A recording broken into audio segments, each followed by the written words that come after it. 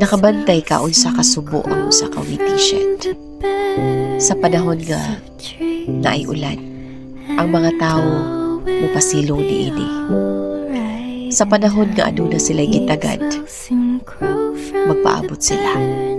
Pero kung wala na ang ulan, mubiya na sila sa maong witty shed. Kung muabot na ang mga tao nga ilang gipaabot, biyaan na nila ang witty shed. Dili na lang manggadi lihion.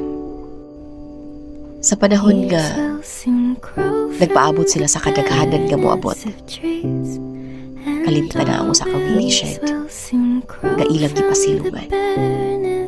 Dili manggali kaligi aron makapasalamat sa panahon nga wala sila na ulanan, o sa panahon nga nasilugan sila niini. So sama ra gyapon sa atong kinabuhi nga adunay mga tao nga mura na tag-witty shed para sa ilahan.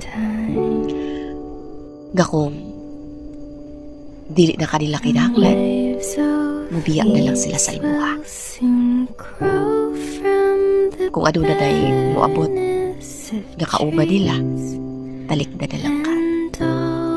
Dili manggali kalingion para mubabay sa imuha. Magpasalamat sa panahon nga nag-uban. Subo pero mauni kay matuoran. Ikaw, naabot na ba sa imong kinabuhi nga nahimo ra pud ka sa ka witty shed?